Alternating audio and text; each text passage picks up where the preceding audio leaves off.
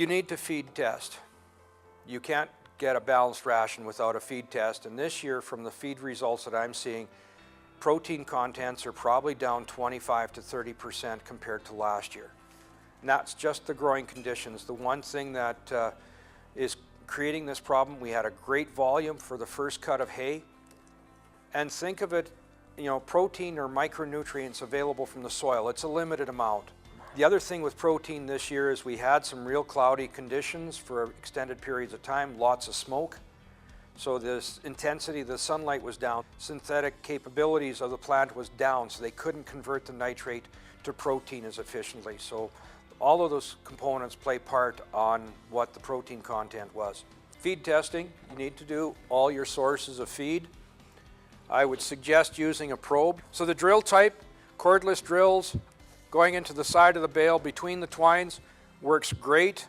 That is what I affectionately call the toilet plunger, because basically the fitting is a piece of plumbing elbow. And Don Shear did a great job with that one. If it's sharp, you can probably do 20, 30 bales in about 5 minutes. It's a lot better than the old brace and bit style that we used to have.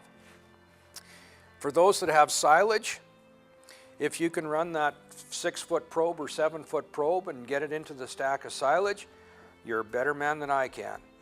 It's not fun. Getting the sample is one thing, and then you got to get the course out of that big tube, and that goes into a vise and a hammer, and it's not fun. So what do you want to do? Hay samples, you want to take 20 cores, so let's say you've got 100 bales. Start on bale number 1, go 1, 6, 11, 16, and carry down the row. So you get a good representative sample. Always between the twines. Doesn't matter if it's round or squares, you do that way. Silage pits, a little bit late this year to do this, but if you do a good job of packing and a good job of sealing off the pit, the quality coming out should be almost identical to what goes in. So as the trucks are being unloaded at the pit site or where the pile is going to be, take a 20-liter pail with a lid on it. As the loads come in, take a small handful, throw it in the pail, put the lid back on. At the end of the day, mix it up. Take about half a bread bag full, squeeze the air out of it, put it in the freezer. It's a good representative sample. This time of year, when the face is open on that pit, either, you know, imagine the letter M or the letter W on the face of the pit.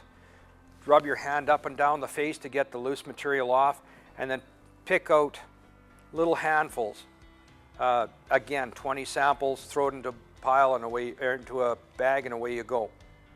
Now, how can you tell if your tractor weight or tractor time on that pile or pit was adequate?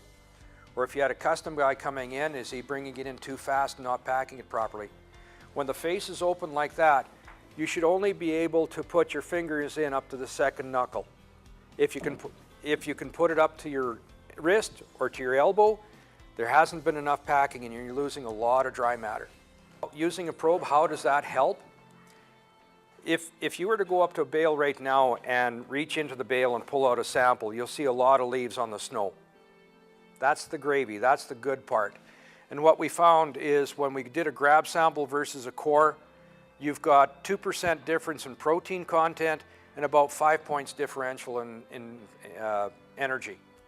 So if we're working with a lactating cow, she needs a minimum of 11% protein. With a grab sample, you'd be adding half to 3/4 of a pound of 32% or canola meal. That stuff's about 13 cents a pound right now. Energy, instead of adding only 2 or 3 pounds of grain, you're probably looking at 8 or 9. 5 pounds differential on barley right now at 9 cents is 45 cents a day per cow. So feed testing doesn't pay.